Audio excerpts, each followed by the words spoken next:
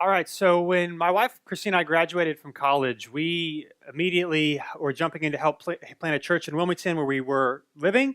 I was in seminary working part time, working at the church for free. Christina had all these different part time jobs. And I remember often being frustrated, not so much that we didn't have a lot of money and we had an extremely tight budget that we were trying to follow, but I would get frustrated when I would think of like my friends who were married or not, were working full time jobs, and everyone's like, well, especially before you have kids, one person works and you save the other person's income. And we had friends that were doing that. Now, to be fair, like we did choose kind of the ministry track, so that was kind of our choosing. But I used to be frustrated. Why? Because I was like, we're doing these things and we're honoring God, but it doesn't ever feel like we have enough money. Or we have just enough money for this super tight budget, but we can't ever do anything. And what we're going to look at today, I want us to ask this question as we begin. Have you ever felt like you didn't have enough money? Now, I'm not going to ask you to raise your hand because the answer to that is probably yes, but then we feel bad because everyone's going to think like we're super greedy, right? But we've all been there, if we're being honest. We've all been there. So the question is, what do we do when we feel like we don't have enough money? Last week we started this series called Not Enough, and we're looking at things that we feel like we don't have enough of. So last week we looked at time. This week we're looking at money. What do we do when we feel like we don't have enough money, and how does the gospel speak into that and even give us some encouragement? So that's what we're going to look at this morning. I want to give you two disclaimers as we begin.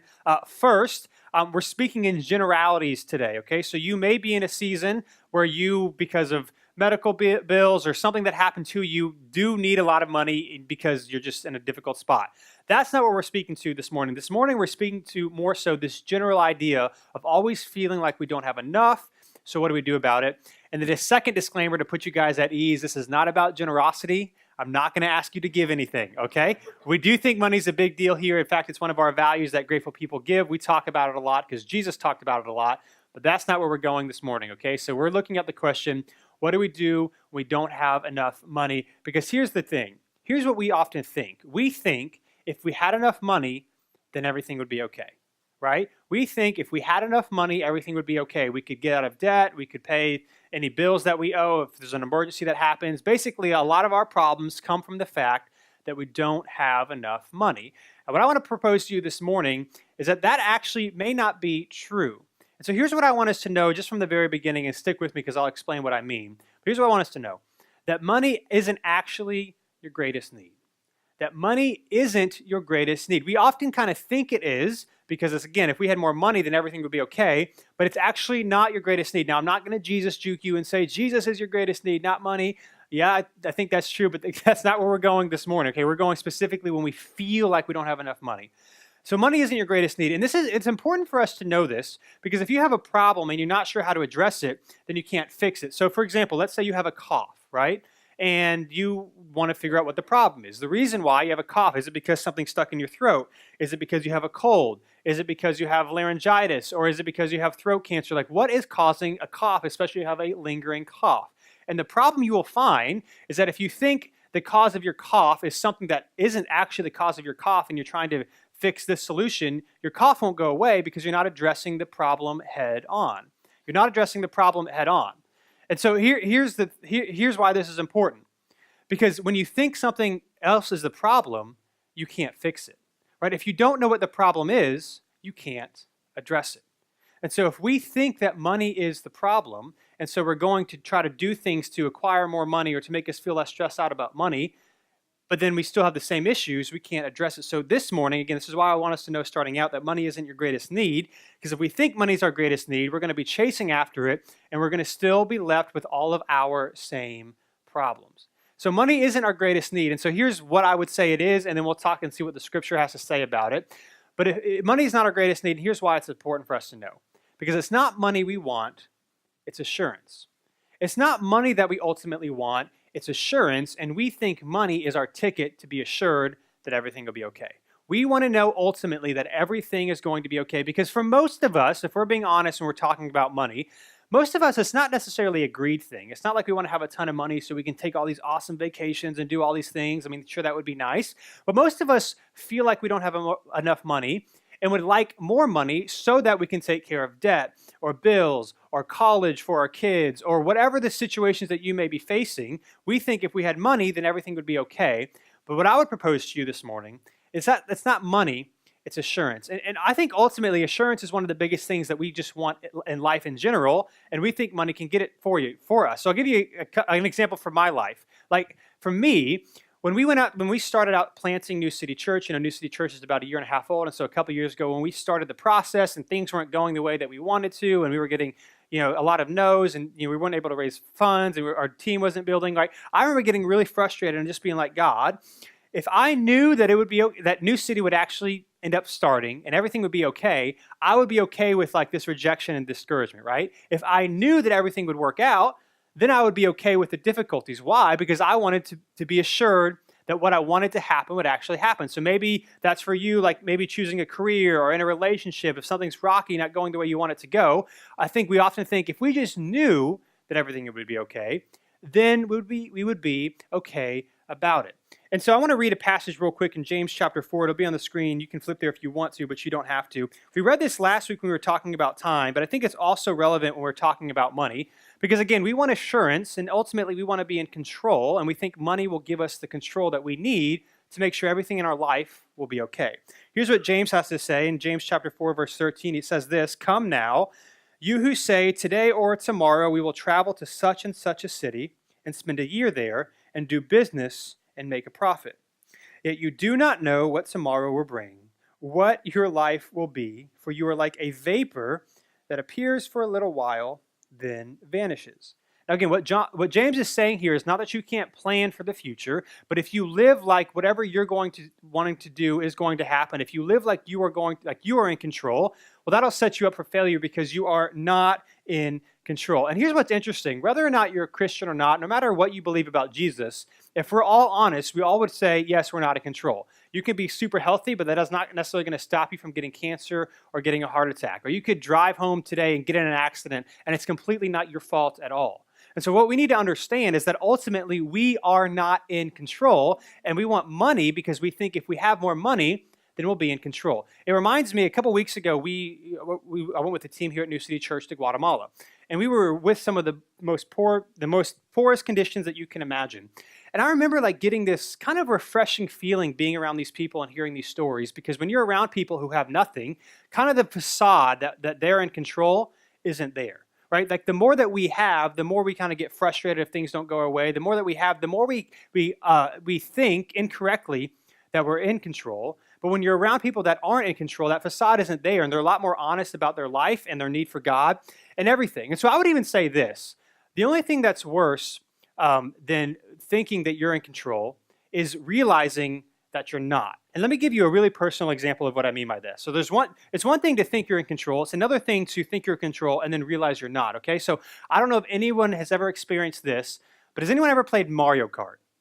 Okay, here we go. So I know some of you guys will like this. If you don't know what Mario Kart is, here we go. If you don't know what Mario Kart is, it's a video game. It's like been around forever, and all the systems have it. And it's a racing game. And how it works is you have either 8 or 12 people and you're driving. And if you're there's these power-ups that you get as you're driving, right? And if you're more towards the front, the power-ups that you get aren't as good as if you're in the back, right? So if you're like losing, it helps you out to kind of catch back up. And there's one power-up that's the worst of all of them, especially if you're in first place, and that is the blue shell.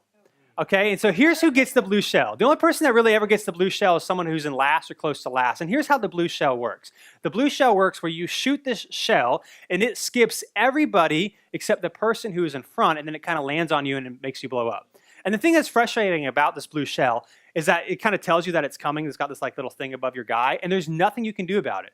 You can't go faster. You can't like have there's nothing that you can do to stop it from hitting you. And let me just tell you, this blue shell has ruined friendships, because all you do when you're driving along and you're literally about to win, right? You think you're in control, then all of a sudden, bam, and 4 people pass you right at the end. I promise I don't have any issues with that, but it's frustrating, right? Because you think you're like, oh, I think I'm good, I'm in control, and then you realize you're not, and you're super frustrated about it. Or, there's this other game growing up called NFL Blitz that I really liked. It's like this arcade football game, and the first version of it makes it so that whoever was winning, pretty much it always came down to whoever had the ball last would win, because if you're winning by a lot, it would make you like fumble or throw interceptions, and so I hated it because I had no control over whether or not I was going to win, right? And so it's better just to know that we are not in control. And here's why. Because when we know what we need, we'll know what to do. And here's what I mean by that. When we know that what we need, what we ultimately need is assurance, not money, then we'll know what to do, which is find out where or who can actually give us that assurance. Because it can't be money. Money will not give us what we need. We need to find out what can actually give us what we need. Because here's the problem. Here's the problem with thinking that money will give us what we need, that money will solve all of our problems. You'll have one or two problems if that's your perspective on money. One is that if we think money is our issue, and if we had enough money, we'd be okay, then you'll always be stressed out because you may never have enough. You may never get to the point where you actually have enough money to pay all your bills and to know, like without a shadow of a doubt, that everything is going to be okay with you. So you're always going to be stressed out because you're chasing something that's going to make you feel better, but you're never actually going to get there. So that's one problem with thinking that money is what we ultimately need. The other problem is if you are fortunate enough to get to the place where you actually get enough money, then you will find that you still have all of your problems. And we know this, right? We see people that are famous and they make a lot of money, and then their life spirals out of control. Or this week I was reading some stories of people that have won the lottery, right? And that's the ultimate, like, don't have enough money to having enough money. And it was story after story after story of people saying not only do they wish that they hadn't won the lottery, but their life is actually worse now because they did.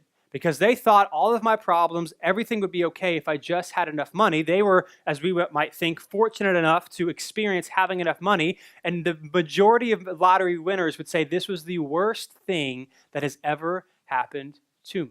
So if we know we need assurance, and it's not going to come from money, then we'll know what we need to do. We need to find someone who is in control. And so here's what I would say that we need to do this morning when it comes to money and wanting to feel like we don't have enough money and thinking that money is going to give us what we need. And that's this, that we need to know who is in control. So if money is not going to give us what we need, and if money is not going to do for us what we think it will, we need to find someone who actually can give us what we need. And I would just say this, I don't think it's necessarily a bad thing to want to be okay.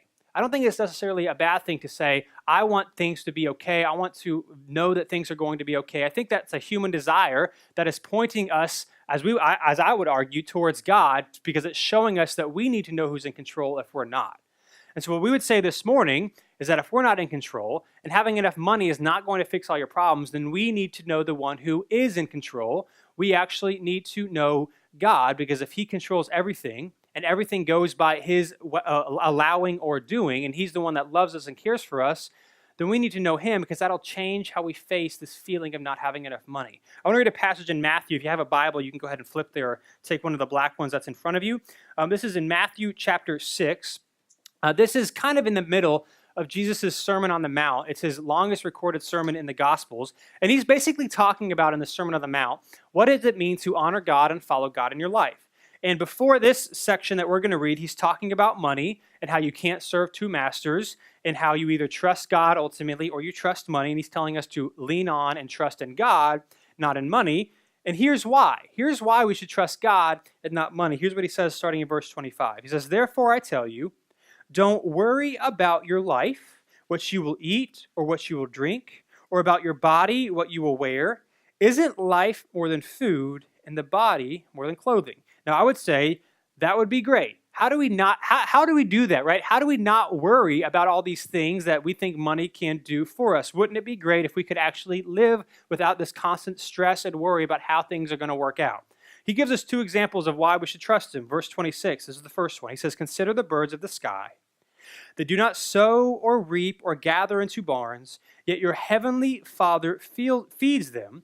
Aren't you worth more than they?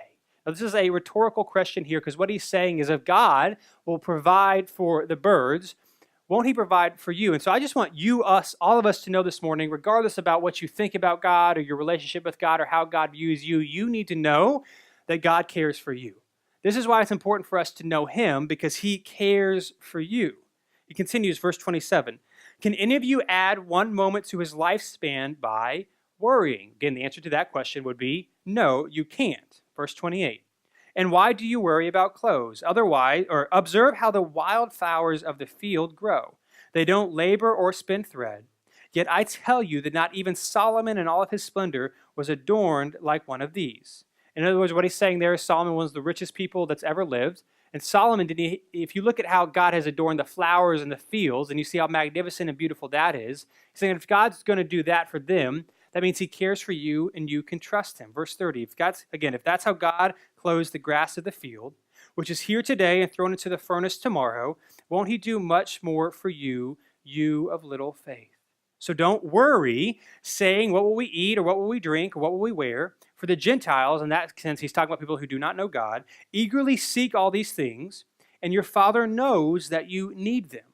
But seek first the kingdom of God and his righteousness, and all these things will be provided for you.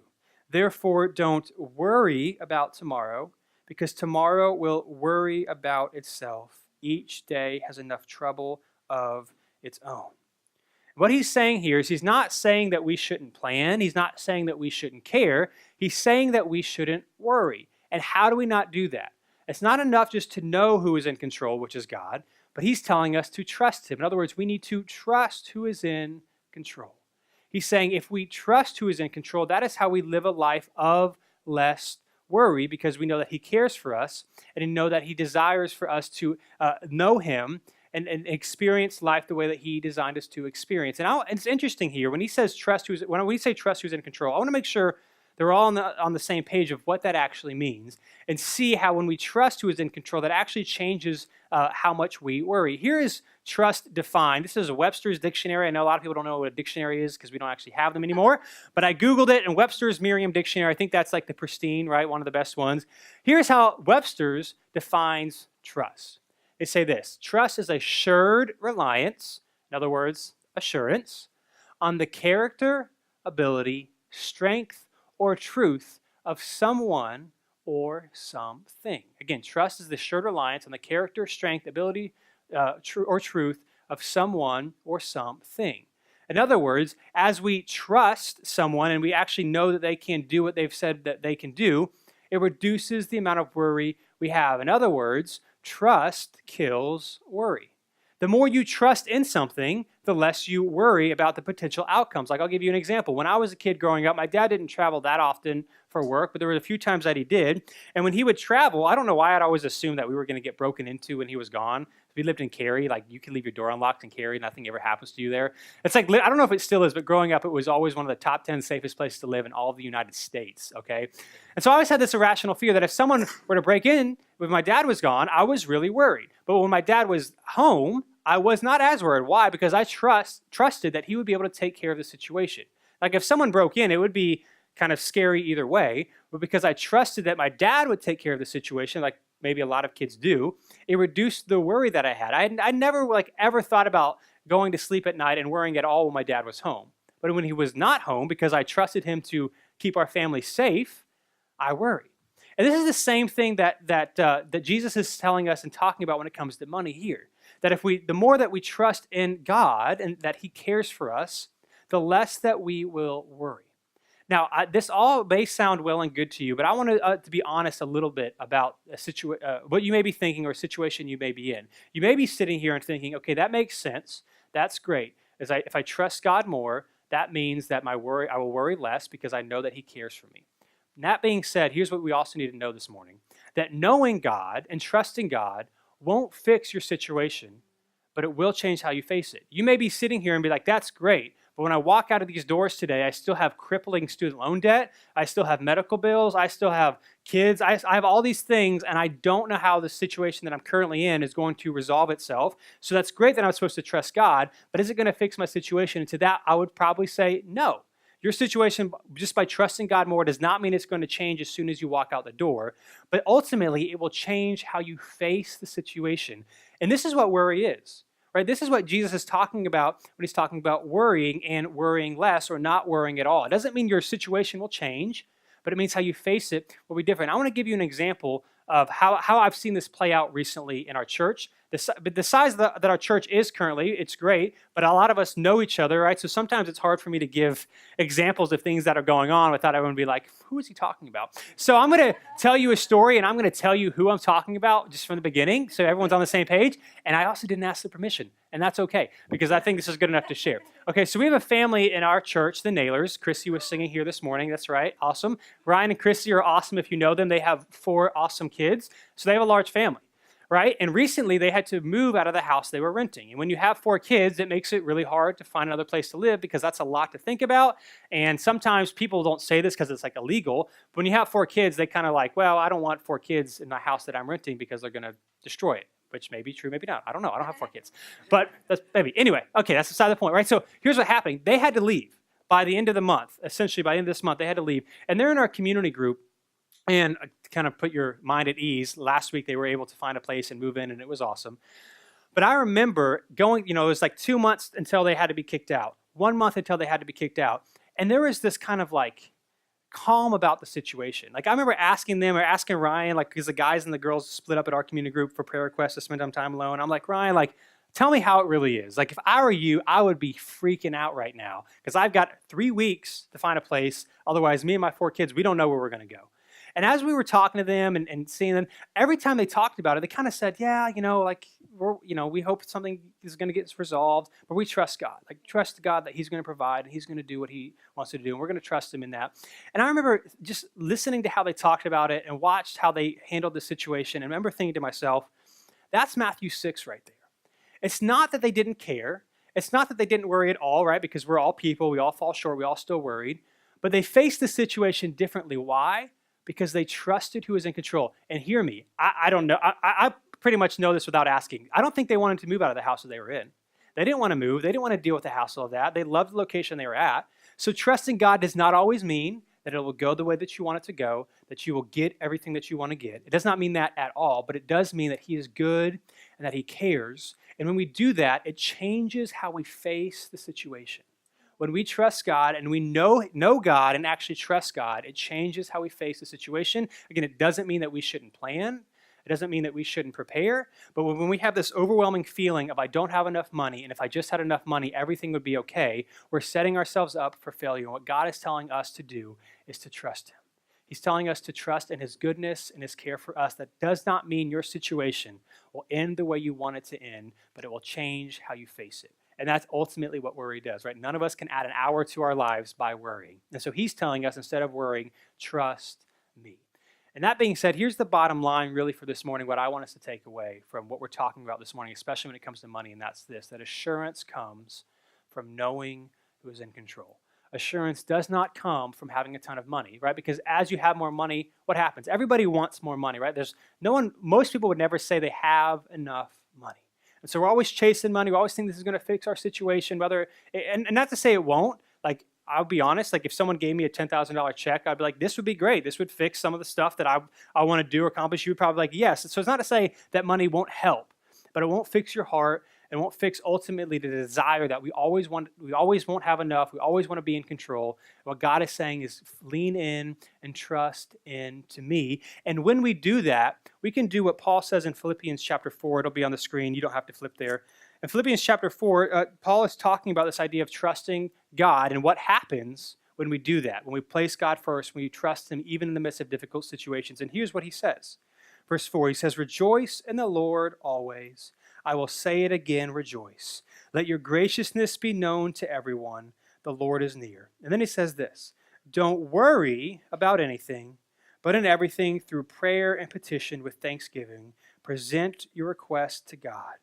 And the peace of God, which surpasses all understanding, will guard your hearts and minds in Christ Jesus. The peace of God, which surpasses all understanding, will guard your hearts and minds in Christ Jesus. And how does that happen? I think it's interesting. Again, he says that we should do this in verse 6, that in everything, in prayer, petition, make your requests known to God. Sometimes in my experience, I have found that even though we want God to move, and even though we want God to do something, and I just want to be honest, especially if you're a follower of Christ this morning, we want God to do something, and then we get frustrated that he doesn't, or that he's not providing, but we haven't spent any time pleading before God for him to do it. We may say before I go to bed, God, I need a new car. Do something about this car. Or God, we want a new house. Or God, this debt. But we don't actually take any God on our knees pleading for him to move. And what Paul is saying, as we do that, it's just good for us to actually, I don't think it's fair for us to be frustrated at God when we actually never asked him to really move like Peter before him. But also it changes our hearts. It allows us to know God is good and that we can care for him and that we can trust him. And the only way that we can have peace that surpasses all understanding is by trusting that he is good and that he will do what he wants to do, that he will provide in the way that he sees fit, and that will change how we worry. It'll change how we fix a situation. And this is how the gospel speaks to money. This is how the gospel speaks to this idea that I'm never going to have enough money. Because the gospel is that Jesus came to earth to live the perfect life that we could not live, to give his life for us. Why? Because he cares for us. See, Matthew chapter 6 isn't some empty phrase. And as we gather and we worship Jesus, like we don't do this to make ourselves feel better. Like we don't do this to come here today and be like, well, I'm stressed out about money. I'm going to go and feel better when I walk out. No, we do this because it's true that God cares for you so much so that he came to give his life for you and for me, which means we actually can trust him. It does not mean the situation will turn out the way we want it to turn out, but it does mean that we can trust him. And as a side note, what's really awesome, especially if we're talking about money, is that in heaven, the Bible says the streets are paved with gold. And so I don't think that's going to be a problem there, that none of our worries and fears are going to come with us in God's kingdom. So we do have that hope to look forward to. But even in this life, the gospel is this, that God came and did everything necessary for us to have a relationship with him. That he came and he lived and he died for us because he loved us, which means it's not up to us, but it's up to him. I love what Tim Keller says, who's a pastor and theologian in New York City. He says this, it'll be on the screen. He says, it's not the strength of your faith, but the object of your faith that actually saves you. Strong faith in a weak branch is fatally inferior to weak faith in a strong branch. Here's what this means. That if we think money, I'm going to believe in money, and I'm just going to say, if I have enough money, everything in my life is going to be okay, that won't actually save you. But weak faith in a strong branch, in other words, it's not how much we love God or how much we feel close to God in the moment, but it's what he has done for us. That's what actually saves you. It's like this. If you're sitting in a chair, and let's say the chair has 3 legs, right? And so it's not going to hold you no matter what. You can have all the confidence in your mind that this chair is going to hold me, but if the chair is not strong enough, it doesn't matter how much faith you have in it. And I think to me, this speaks to money. It doesn't matter how much faith that we have. If we have enough money that everything's going to be okay, ultimately it will let us down. We either won't ever have enough money, so we're always stressed out, or we'll get enough money and we'll realize that it does not answer our deepest questions and problems in our life. And what this quote reminds us of, it's not about us and what we do. It's about him and what Christ has done for us. So even if we don't feel it, even if we're living in a season of worry, we can still trust him because of what he has done for us. Again, the bottom line this morning is this, that assurance comes from knowing who is in control. Assurance comes from knowing and trusting God. Not ourselves, not what we think we can do, not trying to fix all of our problems on our own, but knowing and trusting him. And as we know and trust him more, we worry less. And as we know and trust him more, we have more peace that surpasses all understanding. And as we know and trust him more, we see that his plan is better than our own. And you may be in a situation here this morning where you're going to walk out of here. And I don't know all of our situations, and you may not know literally by the end of this month how you're going to pay your bills. You may not know how it's all going to work out. And to that, I would say, I don't have an answer for you.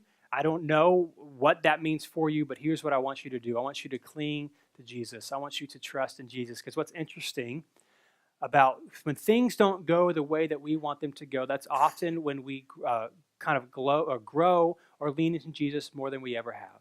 Sometimes God allows us to go through things so that we can see that he actually is the only one that can solve our heart's deepest problems. And so if that's you this morning and you're in a situation where not just that it would be nice to have more money, but you're like, no, I don't know how I'm going to get through it. It is weighing me down. It is stressing me out. Here's just what I would encourage you to do, to seek God, to know God, and to trust in him. And as we trust in God more, what he has done for us, that he cares for us, we worry less. It won't fix your situation. It won't make everything the way that you want it to be today, but it'll change how you face it. And that's the good news of the gospel, that God came because to serve and to save and to love us who did not deserve it. So when things don't go our way, it's not about what we do or trying to measure up. It's about what Christ has done for us. And if you're here today and you're feeling the weight of not having enough money, I don't have an answer for you, but I want you to know that Jesus cares. And we know that Jesus cares because he came. And if Jesus didn't come, then what hope do we have at all? He came, which means we may not understand why we're going through what we're going through. You may not understand why your finances are the way they are because you're trying everything that you can. But what you need to know is it's not that Jesus doesn't care, because if Jesus didn't care, he wouldn't have come. Which means that we can know him. We can know him because of what Jesus has done for us, that he came to make himself known. And we can trust him because he is good. It won't fix your situation, but it will change how you face it when you trust him more. And that's the hope that Jesus has given to us.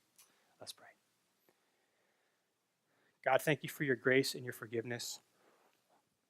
Thank you that in the midst of life's uncertainties and in the midst of life's difficulties, that you are still good, even if we don't feel it, even if we're in a situation where we're confused on how it's going to work out. You never get mad at us. You never reprimand us for worrying or for not trusting you. Instead, you simply invite us back to you over and over again. God, I pray for those of us today who may be feeling the pressure of not having enough money, maybe feeling the pressure of not sure how their finances are going to work the next month or 2 months or the next year, that we would use this situation to learn and to trust in you more.